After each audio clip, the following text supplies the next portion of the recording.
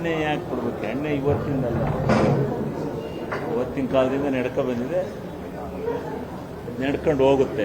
ಜವಾಬ್ದಾರಿ ಹೊರಬೇಕಷ್ಟೇ. ಅಬಕಾರಿ ಇಲಾಖೆಯಿಂದ ತೃಪ್ತಿ ತಂದಿದೆಯಾ ಸರ್ ಆ ಒಂದು ಖಾತೆ ನಿಭಾಯಿಸಕ್ಕೆ? ಅಲ್ಲಿ ತೃಪ್ತಿ ಅತೃಪ್ತಿ ಅನ್ನೋ ಪ್ರಶ್ನೆ ಇಲ್ಲ. ಸರ್ಕಾರ ಮುಖ್ಯಮಂತ್ರಿಗಳು ಏನು ಹೇಳ್ತಾರೆ ಅದು ನಿರ್ವಹಣೆ ಮಾಡಬೇಕಾದ್ದು ಸಂಪುಟ ಸಹೋದ್ಯೋಗಿಗಳ ಕರ್ತವ್ಯ.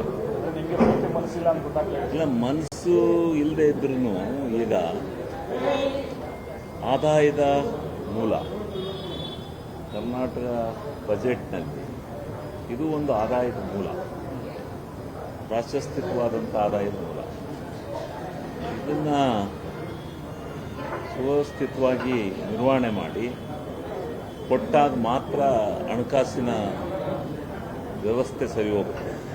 ಅದಕ್ಕೋಸ್ಕರ ಇದು ಸರಿಯಾಗಿ ನಿಭಾಯಿಸ್ತಾರೆ ಅಂತ ಕೊಟ್ಟಿರ್ಬೋದು. ಹಣಕಾಸಿನ ವ್ಯವಸ್ಥೆಯಲ್ಲಿ ಹಣಕಾಸು ಕ್ರೋಢೀಕರಣ ಸೋರಿಕೆ ಆಗದಂತೆ ತಡೆಗಟ್ಟಿ ಉತ್ತಮವಾದಂಥ ರೀತಿಯಲ್ಲಿ ನಿರ್ವಹಣೆ ಮಾಡಬೇಕು ಅನ್ನೋ ಉದ್ದೇಶದಿಂದ ಕೊಟ್ಟಿದ್ದಾರೆ ಅಂತ ಕಾಣುತ್ತೆ. ಜವಾಬ್ದಾರಿಯುತ ಮಾಡೋಣ.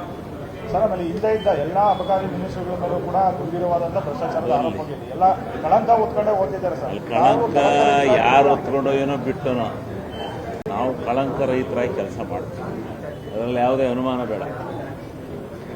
ಕಳಂಕ ರಹಿತರಾಗಿ ಕೆಲಸ ಮಾಡ್ತೀವಿ. ಇದು ಇಲಾಖೆನೇ ಅಂಥದ್ದು, ಸಾರ್ವಜನಿಕರ ಇಲಾಖೆ, ದಿನನಿತ್ಯದ ವ್ಯವಸ್ಥೆ ಒಳಗಿರುವಂಥ ಇಲಾಖೆ. ಅದರಿಂದ ಯಾವಾಗಲೂ ದುಡ್ಡಾಡೋ ಇಲಾಖೆ, ಹಣದ ವಹಿವಾಟು ನಡೆಯೋ ಇಲಾಖೆ. ಅದರಿಂದ ಭ್ರಷ್ಟಾಚಾರಗಳು ಹೇಳ್ತಾ ಇರ್ತಾರೆ. ಯಾರು ಆಗದವರು, ಓದೋರು, ಮಾಡಿದವರು, ವೈರಿಗಳು ಎಲ್ಲ ಹೇಳ್ತಾ ಇರ್ತಾರೆ.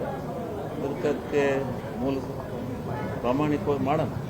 ಸರ್, ಆಮೇಲೆ ಈಗ ನಾಳೆಯಿಂದ ಬಿಡದಿ ಟೌನ್ಶಿಪ್ಪು ಮತ್ತು ಈ ವಾಲ್ಮೀಕಿ ನಿಗಮದ ಹಗರಣ, ನಾಗೇಂದ್ರ ಅವರ ರಾಜೀನಾಮೆ ಇದೆಲ್ಲ ಇಟ್ಕೊಂಡು ಮೊದಲ ದಿನದಿಂದ ಪ್ರತಿಭಟನೆ ಮಾಡೋಕ್ಕೆ ಪ್ಲಾನ್ ಮಾಡಿದ್ದಾರೆ.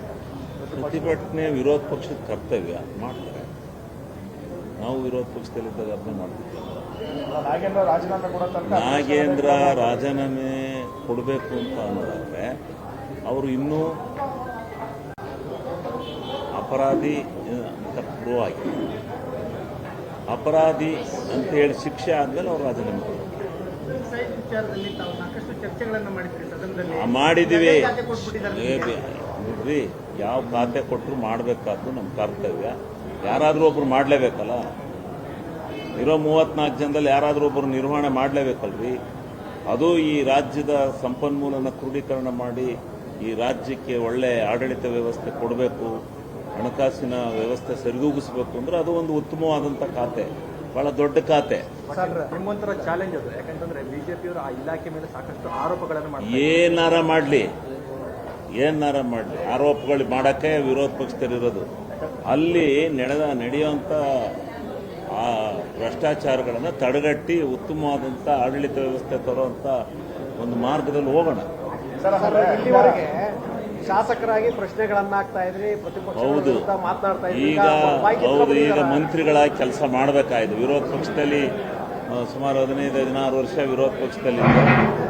ಈಗ ಶಾಸಕನಾಗಿ 3 ವರ್ಷ ಮಾಡಿದೆ. ಈಗ ಸಿಕ್ಕಿದೆ, ನೋಡೋಣ, ನಿರ್ವಹಣೆ ಮಾಡೋಣ.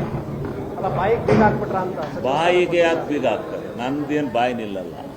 ಯಾವುದು ವಿಚಾರ ಇರುತ್ತೆ ತಾತ್ವಿಕವಾದಂಥ ವಿಚಾರ, ಅದಕ್ಕೆಲ್ಲ ಕೂಗಿದ್ದೇ ಇರುತ್ತೆ. ಈಗಲೂ ಅಸಂಖ್ಯ ಪ್ರೀತಿ ಮಾಡ್ತಾರೆ, ಒಳ್ಳೇದಲ್ಲ. ಪ್ರೀತಿ ಮಾಡಿದ್ರೆ ಒಳ್ಳೇದಲ್ಲ. ಸರ್, ಆಮೇಲೆ ಪ್ರಜ್ವಲ್ ರೇವಣ್ಣ ಅವರು ಸರ್ ಕಪ್ಪನಾಗ ಜೈಲಲ್ಲಿ ಇಟ್ಕೊಂಡ್ರು ಕೂಡ ಆಂಡ್ರಾಯ್ಡ್ ಮೊಬೈಲಲ್ಲಿ ಎಲ್ಲ ವಿಡಿಯೋಗಳು ನೋಡ್ತಿದ್ರಂತೆ.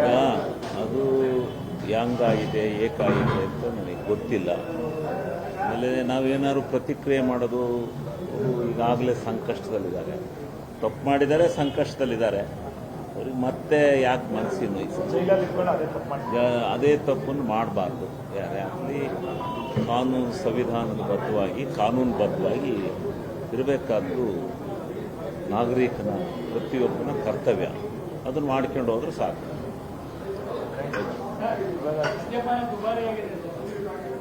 ನೋಡೋಣ ಏನು ದುಬಾರಿ ಐತಿ ಅಂತೇಳಿ ಪರಿಶೀಲನೆ ಮಾಡೋಣ. ಜಾಸ್ತಿ ಆಗಿ ನಾನು ಇವತ್ತಿನ್ನೂ ನಾನು ಚಾರ್ಜ್ನೇ ತಗೊಂಡಲ್ಲ. ನೋಡೋಣ ಏನಾಗಿದೆ ಅಂತ. ಆಮೇಲೆ ನಾನು ಹೇಳ್ತೀನಿ ಏನೇನು ದುಬಾರಿ ಐತಿ ಅಂತ. ಆದರೂ ಕುಡಿಯೋದೇನು ಕಡಿಮೆ ಆಗಿಲ್ಲ.